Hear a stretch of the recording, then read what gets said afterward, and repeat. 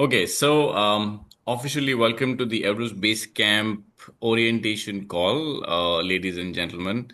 My name is Sauraj and I'm part of Adventure Pulse. I know my colleague Lavina has been interacting with you on a regular basis. She's out on a trek today because we are Pune based. We are blessed to have the Sayadri range around and we keep doing these weekend treks. So she's leading a trekking group today, and then that is the reason I'm taking up this call. I've been with Adventure Pulse last 15 years, and I've had the good fortune to climb Everest as well a few times. I've summited Everest, Wow. climbed it 3 times, and have possibly done the Everest Base Camp trek. Honestly, I've lost count, but I know it's a little over 50. So, but that's don't worry. It's like how you go to work. We go to Everest Base Camp. Um, so Wow. this group essentially was about almost 8 to 9 people, but Hmm. because of the political unrest in Nepal, two people actually moved to a November group, and two people had to unfortunately cancel, which we understand is fair. Hmm. But I'm going to just start with that and Hmm. proactively address, that issue. So right now. Things are absolutely normal in Nepal. There's absolutely nothing to worry. We run a full-fledged office with a staff of 3 people in Kathmandu, and our office is functional. We've already had two groups which have left. One of our groups today is at this place called Dingboche, which is 4,400 meters. So they're already on day 6 of their trek. And our other group today is acclimatizing in Namche. It's a group of 5 people, and they're actually on a climbing expedition. So they would be climbing Labuche Peak and then going over the Gokyo Lakes and then going and climbing Amadablam. So essentially, both the groups are absolutely in place. So there's no problem. Also, for your group, we still have time. So I can assure you that we are good on that front. The idea of this call is to take you through, some more information in the due course. I'm sure, you've been interacting with Lavina and you've read a lot about it online. You've probably seen YouTube videos and read blogs and stuff, but whatever information we can give you from our side, that is what we want to share. Maybe up to 7 to 8 minutes. And then the idea is to interact and answer whatever questions you have.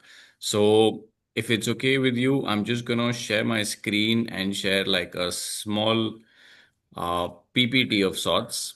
So I hope you can see it on my screen. Essentially, Yeah.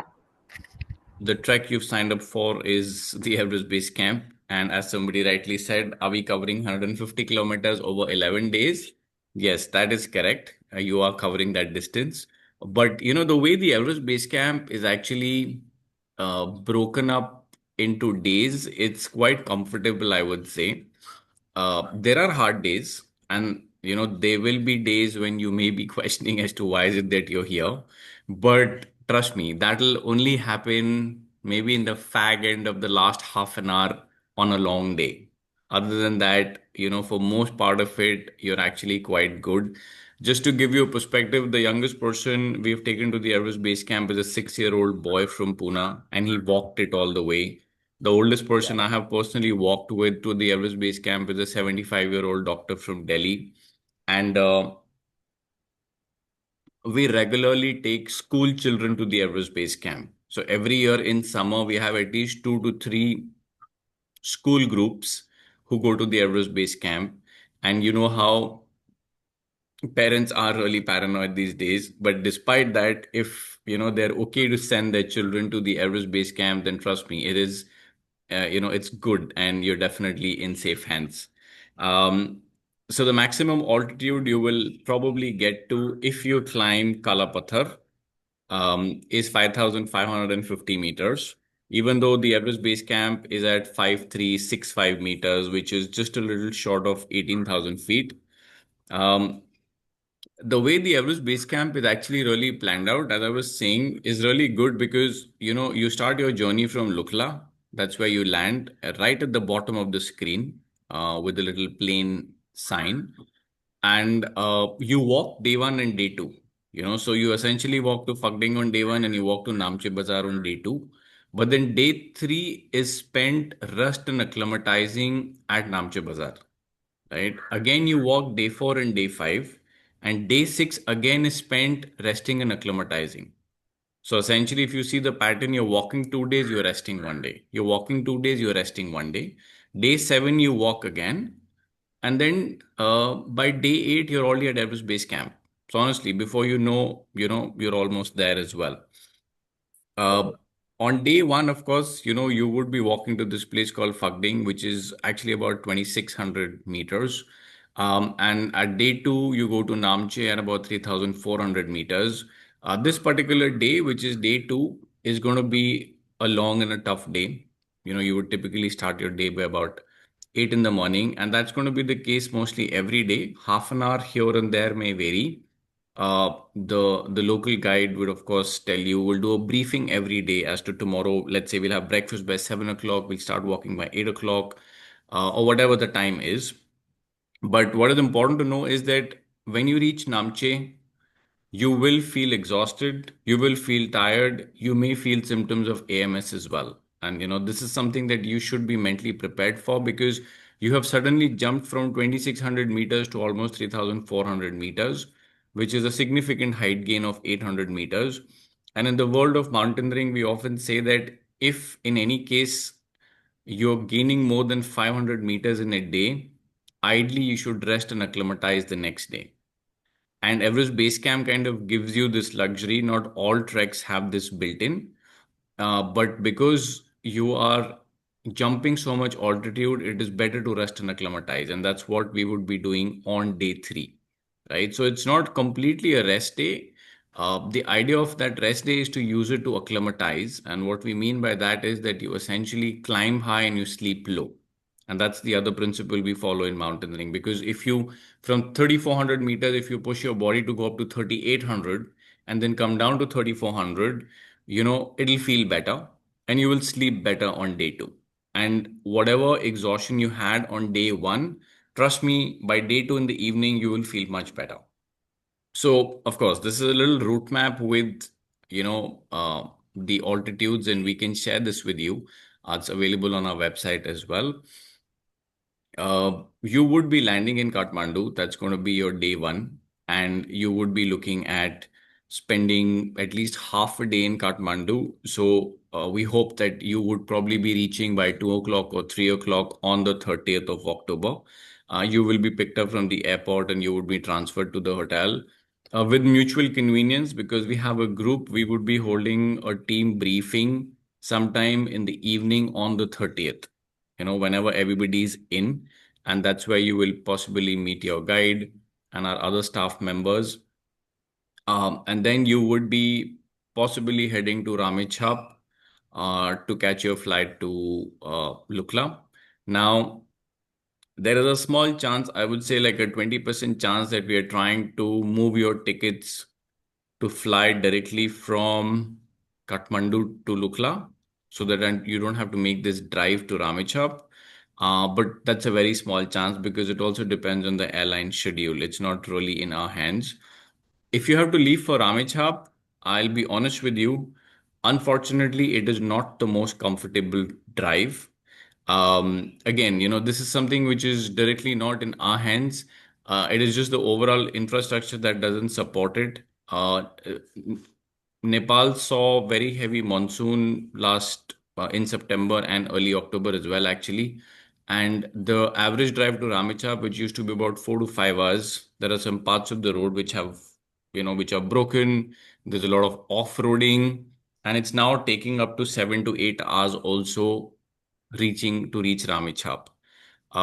That essentially means that if you're targeting for you to fly by about 7 or 8 in the morning, you probably leave your hotel in Kathmandu like at 12 in the night. So as I said, it's something which is not the most comfortable as a drive, and of course even the timing of it. But that's the only way to get to Ramechhap. Or the other way is that we add one entire day in the itinerary, and then we get to Ramechhap in the day and we rest all that. But it's not really required. So The good thing is that once you land in Lukla, your trek for that particular day is short and you don't gain any altitude. So you're walking all of 3 hours that day and you get to Phagding before lunch, hopefully, and then you get to rest. And from 2800 meters, you actually go down a little bit to 2700 meters. So there is no pressure of height gain as well. And of course, that day you will be exhausted because you've had a long night as well. And then you continue your journey. Um, I'm going to just talk about actually the gear. There are some pictures. I can just take you through them quickly if you'd like. This is the runway in Lukla that you land. The second photo, the famous mountain is Amadablam. It's a very beautiful mountain that you would actually uh, you'll see this mountain about 6 days. It's one of the most beautiful mountains in the valley. The third picture is actually a school group. These are school kids at the Everest Base Camp in October itself. So, and of course, all of you would be enjoying this view as well because of the monsoon. A lot of the higher Himalayas are covered in snow. So you will not really be walking in snow at any point, but around you, you would see a lot of snow-clad um, mountains. The last picture on this slide are these very famous long suspension bridges. You would end up crossing about 7 to 8 of them. One of them on day three is on day two actually is called the Edmund Hillary Bridge, which connects you to Namche Bazaar, and that's actually supposed to be the highest suspension bridge in the world. So it's going to be a lot of fun crossing these bridges. These bridges are really like an iconic part of your entire journey. I'm just going to quickly talk about the accommodation.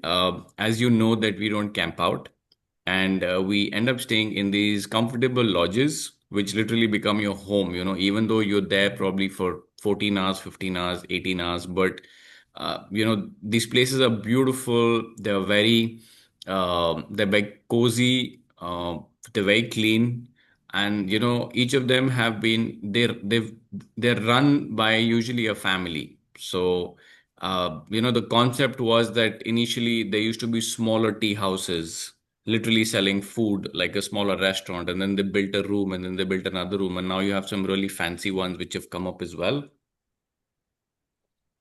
So you have options of rooms with an attached washroom and some common rooms as well.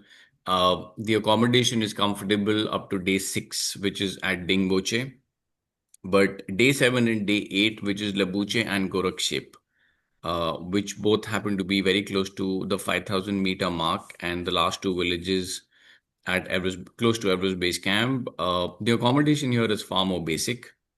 Um, Gorakshep is hard to survive, I would say, primarily because there is no fresh running water in Gorakshep.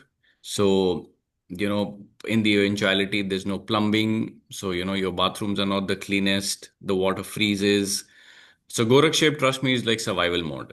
So you have to be mentally prepared that, okay, I'm going to get here 24 hours. I'm not the only one. There are like 100 more people staying here. And this is like a summit day. This is the hardest day that we're going to face. So we have to get to Gorakshep, get to Everest Base Camp, come back, spend the night, and then of course the next morning, you're back down. Other than that, trust me, you will be fine. Like up till Labuche, also the accommodation is okay. Just Gorakshep is something that we proactively tell people that you should mentally be prepared about the fact that it's going to be a hard place. You have Wi-Fi available here at all the lodges. The reception sells a prepaid Wi-Fi card, which costs roughly about 500 Nepali rupees, which is about 350 Indian rupees roughly. So if you want to connect to Wi-Fi, you can buy a prepaid card and scratch it and then connect your phone, and you will be connected with your family. So that's not a problem. It's available everywhere. There's some really good bakeries, some really good bars on the way. Everest Base Camp offers you a complete experience. It's just not trekking in the wilderness. It's the overall Tibetan culture, the Sherpas that you interact with, your fellow travelers. It gives you the opportunity to just stop on the trail for half an hour, enjoy a good view, enjoy a good cup of coffee because there's some really nice bakeries on the ways. Every day you'll find bakeries except the last day. So carry a little extra cash for that apple pie and for the hot cappuccino on the way. I'm going to just talk about the clothing part quickly as well, and then we'll open it for question and answers. These are the important layers that all of you should have. Of course, you will not be wearing all the layers at all the times, but you would need them as and when you gain height and also how the weather for the day is. So we essentially on top we're talking of thermal t-shirt, a fleece jacket, a down jacket, and a really good quality windproof. I would say the windproof jacket number five is very important to have because there are parts of the valley that can get very windy. If you have picked up only, Decathlon has this very thin rain gear, the blue colored one, which is only water resistant. That may not be enough. You need like a good quality wind cheater, which has to be your topmost layer, and ideally it should fit on your fleece or on your down as well, so that it's a half a size bigger. Because the idea is to always layer up. If you layer up, it's also easy to take the layers off depending on if the wind is not there or if the clouds come in or if the sun is harsh. But these are the layers you should have in case somebody feels that they've not been able to purchase something which was on their list. Don't buy it from India, because the place that you would be staying in Kathmandu, that is called Thamel, and that has over 1,000 shops selling you trekking apparels within like 5 minutes from your hotel. So it has good showrooms of good brands like North Face and Mountain Hardwear and Rab and Marmot, which are some of the best mountaineering brands in the world. But it also has local trekking shops which would sell you gear probably like Decathlon or similar, which is much more reasonable as well.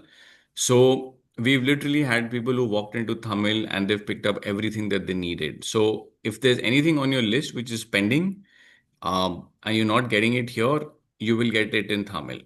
Anything and everything. So when it comes to trekking, so don't worry about that. If you have stuff, then that's great. Just carry it with you.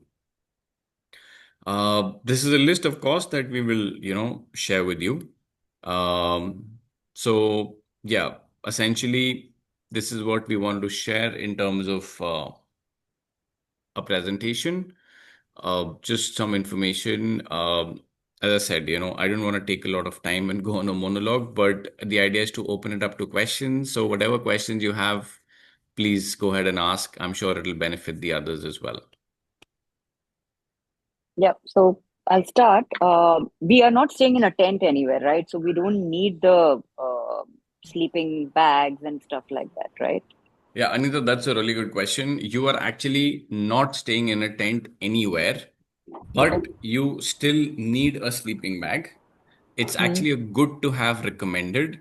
And the reason for Hmm. that is that all the tea houses, lodges that you stay in, they will give Hmm. you good blankets, Hmm. which are enough till day six. But what happens is on day seven and day eight, typically, when you are at Labucha and Gorakhpur, where the accommodation is basic, they will give you a blanket, but that blanket may not be enough for you to be warm in the night. And to be very honest, sometimes that blanket may not even be the most cleanest, because these lodges, because of lack of water, they don't really wash a lot of things Hmm. very regularly. They're Hmm. still clean, they're still hygienic, but it may just happen. So for those 2 days, we recommend that you keep a sleeping bag with you. And a You can liner. and a liner. We Hmm. have like you can rent a sleeping bag in Kathmandu. You Hmm. don't have to buy one. If you have one, you Hmm. can carry it. You don't need a fancy sleeping bag because you're only supplementing it with the blanket. So Hmm. it's not that you will only be sleeping in the sleeping bag and you'll be sleeping outdoors.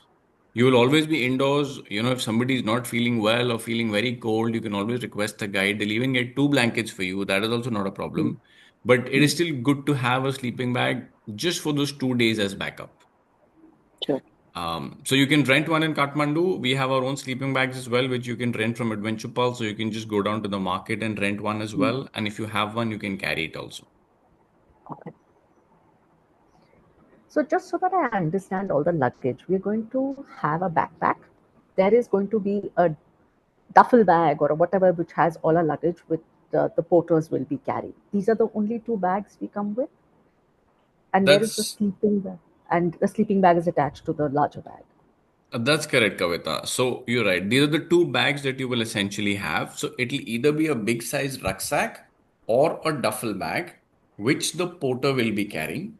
And you will have what we call as a day pack, which would typically be anywhere from 20 to 40 liters, not more than that, which would have let's say your windproof jacket at all times. It'll have a few snacks like chocolates or dry fruits. You will always be carrying some water, your sunscreen, your glares, and that's it. So that's your day pack. So every day in the morning, the way it'll work is that, when you're coming for breakfast at 7, you completely pack your duffel bag.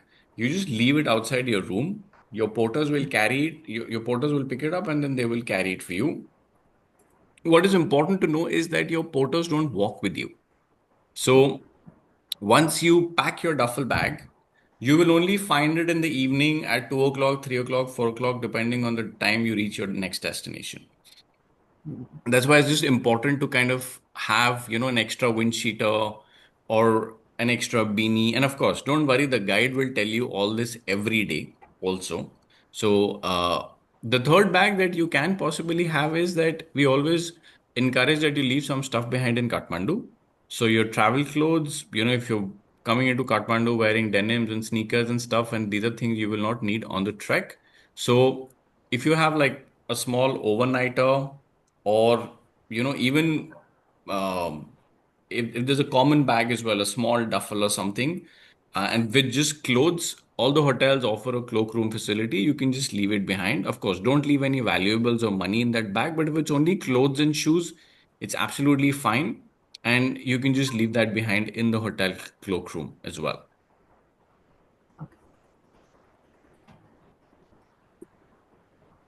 So, Swaraj, sorry, did I interrupt? No, no, go ahead. Okay, sorry. How much money, since we have to carry gaddis of saw, I just want to know, what is it that you recommend as the amount of money we should be carrying? We should be safe because there's tips involved, you have to purchase things of cash, etc. So, 100 is what I think works in all of Nepal, better than a 500 rupee note. So, what in Yes. your mind should be kind of money that should be carried as cash? So, Rachika, for the trek part of it, we recommend that you should. So, all your meals are anyways covered. But Sure. there are some extras. As I said, there are these really good bakeries on the way, and I'm not joking, they're very tempting. So you would walk into one at some point. As much as you may not want to be connected, I'm sure your family would want to be. So you will Got probably buy Wi-Fi at some point as well. And we have a meal plan that we follow, which is essentially 3 meals and 3 beverages in a day. So if you want to order extra coffee or extra tea at some point, then that will be Okay. extra as well. So for the trek bit, we recommend that you carry 1,000 rupees per day.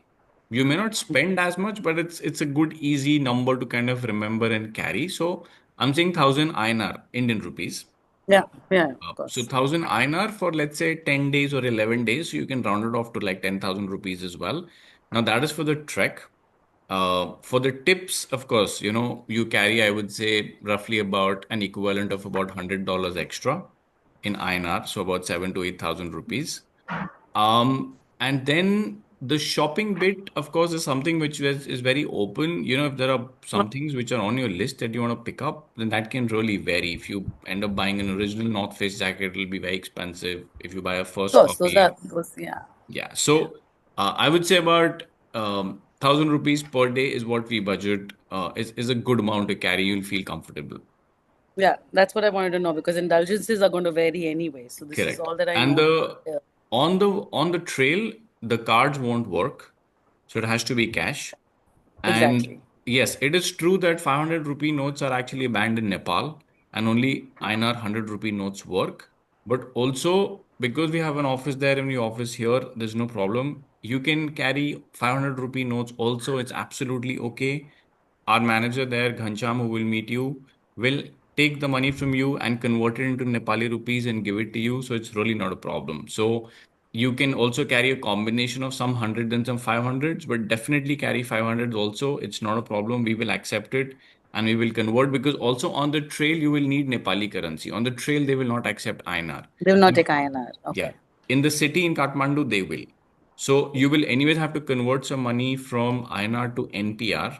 And even if it's a 500 rupee bill, Ghansham will convert it for you and he will give it to you. Okay. Sounds good. So, sorry, just to clarify, all the conversion happens in Kathmandu and we carry the Nepalese rupees with us when we go. That's all. That's correct. That's correct. Absolutely right. From here to Kathmandu, carry INR. We will convert it there and then you carry it on the trek. Do you Then, recommend? sorry, is there a need? Sorry, Chinmay. Go ahead. No. So then I'm saying, is there a need for the 100 rupees INR? That is only for Kathmandu, is what you're saying. Not really, Kavita. As I said, you can even carry 500s as such. Okay, cool. So, Cool. like theoretically, yes, they only accept hundreds, but it's money. People won't say no. So you can carry 500s and everybody will take it, and our office especially will take it and we'll convert it for you. Sorry, Chinmay, please go ahead. Sorry, Chinmay. No problem. I was asking at any point during the trek, do you recommend taking Diamox? That's a really good question, Chinmay. I was hoping somebody would ask that. So, for the benefit of others, I don't know if you know what Dimox is, but it's a medicine that helps you acclimatize better. Essentially, it acts as a blood thinner and helps your body absorb more oxygen. So essentially, Chinmay, that's a tough question, and that is something that we recommend is your personal choice. You know, I would say 50% of our trekkers take Dimox as preventive. So there are two ways to take it, right? Either you start from the time you land in Kathmandu, like next day your trek is going to start, you start taking Dimox from today, or and then you have to take it every day. Um, or the other way is you take it reactive, which essentially means that if you see symptoms of AMS, acute mountain sickness, which essentially are headache, nausea, and loss of appetite. These three symptoms are the most common ones. Then you take reactive, and then the medicine typically works in 4 to 5 hours and you start feeling better. So, honestly, it's a very personal choice. There is no right or wrong answer to this. Usually, if somebody's gone for a trek and they've struggled with the altitude and then they're again coming for a trek, they would just prefer to take it preventive. Somebody who's never taken it is usually of the opinion that, you know what, I don't know what altitude is going to feel like, so I'm just going to take it slow, and if required, I will take it. There are two, three things, however, Chinmay, that we would very strongly recommend, which are absolutely critical to acclimatizing better, which can reduce your chances of taking a Dimox. The single most important thing is drinking 4 liters of water a day.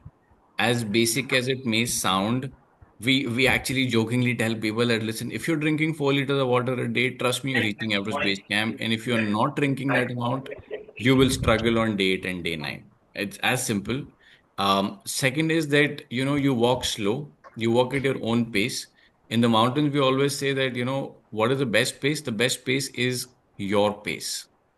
There's nothing fast, there's nothing slow. If your friend is half an hour ahead of you, it's fine, it doesn't matter. Once you reach the lodge, you should be feeling okay. You shouldn't be feeling very exhausted. You should not be just coming in saying, listen, I'm very tired, I just want to go sleep. We want you to walk in into the tea house, sit down, have a cup of coffee, and enjoy the view. So trust me, the slower the better. It doesn't matter whether you reach the tea house at 2 p.m. or 3 p.m. at 5 p.m. Once you reach the lodge, you just have to go to your room and change, and then that's it. Then you're just sitting in the dining all day. So you rather be outdoors, you rather walk slow, you rather enjoy the views, you rather have that cup of coffee and be very, very slow, right? Um, so yes, if somebody has thought of taking a Dimox, it's not a bad idea. Go ahead and do it. If you feel that I've trained well for this trek, I'm going to walk slow, I'm going to keep drinking water, you will be good. Okay. Yeah. If I may ask, Chinmay, have you done any other treks before? Yeah, I've done Rupkund, Kuari Pass, Pin Baba. So some of them we've taken, some not. But it depends on wherever we've gone as a group. So one person ends up influencing the other in many cases. So the one of the I mean the first few ones where we wanted to be sure that we wanted to finish, so we took them as preventives. But then I think the last couple of ones we haven't taken. But with every trek, the altitude gain and the ascent is steepness is different. Correct. So we tend to ask because the trek leader will say that okay, I'll recommend it or not. So Correct. that's why I was asking. Correct. So, as I said, it's a very difficult question and it's a personal choice. My personal experience on this is that don't take a Dimox. Try and acclimatize naturally as much as you can. Because it also gives you an opportunity that in case if you can't, then you always have a fallback option and you can take a Dimox when required. Yeah. So, but that's, as I said, it's completely my personal opinion. If somebody's coming for Kilimanjaro, we actually tell them that start on Dimox because in Kilimanjaro, the height gain is very fast and you're going up to 5,900 meters and coming back in all of like 7 days. Here, you're going up to 5,300 and coming back in 11 days because there are two acclimatization days built in. In something like a Kili, there's Yeah. nothing of that sort. And, people are coming from so far that you're like, you're not going to be here again. So you might as well give it your 100%. So those Correct. things are there. So yeah, if you want to talk more about it, I can connect with you personally as well or with anyone about Dimox. But it's completely your personal choice. Taking it is good. Not taking it is also good. Okay. Okay. So, So, Saurabh, you mentioned. Sorry, Anita, you want uh, to go? yeah, the insurance part that I mean, it's something that we should take, right? I mean, and that we have to do on our own. Just wanted to kind of clarify that. Yes, Anita. And insurance is something that you have to purchase on your own. There is an Yeah, Indian company called ASC, Adventure yeah. Sports Cover, ASC 360, which has come up. They're decent. And there is also American companies called World Nomads and Global Rescue. But Mm. since you brought up the topic, it's a really good question. And I would just want to give you some more information on the insurance bit. So, the way the insurance works is that most of these insurance companies, including ASC 360, and you can cross check with them, they have something called as a copay, wherein if there's an emergency and for some reason there is a helicopter that has been sent to you, and let's say if you're paying $100 for insurance, there's a copay of I think anywhere between $400 to $500 if you use the helicopter. So you end up also then spending a little more money. The Everest Valley has this influx of helicopters and they're literally like Ubers. If you call us and you tell us you're not feeling well and you want to get out, we'll get your helicopter in 1 hour and we'll fly you back to Kathmandu. It's that easy. Of course, weather dependent. If the weather is clear and the helis are flying, you would just get one like this. So essentially, um, the helicopters are available readily as well. So, statistically, out of 10 in our groups, at least two or three people end up taking insurance. 70 to 80% of the people don't end up taking insurance for a couple of reasons. One is that, throughout the trail, you're always well connected. The helicopters are absolutely available at any point of time. Uh, Thirdly, there is a provision of even taking a horse or a pony at some point if somebody is unwell. And there are a couple of places where there are also clinics available and doctors are available. So, given these factors, people feel more comfortable and more safe and more secure. And then they don't take insurance because they're like, okay, I'm going to pay something, and if I don't use it, then it'll go to waste. But if I anyways need a helicopter, it's available. I may have to pay an extra 100, 200 at that point, but I'll take it if I'll need it. But having said that, it's good to take it, but statistically, a lot of our people don't. But yes, if you want to take it, absolutely go ahead. We will send you a list of three companies. You can choose from that and you can buy insurance. And approximately how much is it to buy this insurance? So I think ASC 360 is in the range of 6 to 8,000 rupees, which is the Indian company. Global World Nomads will be about 300 to $400. Global Rescue, which is also an American company, will be in the range of $500 to $600. But ASC 360 is good as well. So you can buy it from the Indian company. It's really not a problem. But just check on the copay of the helicopter and how much is it, so that you're just aware that if I take a heli, there's a copay and I may have to pay a little extra. Okay, Swaraj, and number of people accompanying five of us, like besides the porters. So is there going to be one group head, or there are two, or how many guides? Like how many people are with us as a group of five? So, Rachika, as a group of five, you will have two people with you. You'll have a lead Okay. guide and an assistant guide.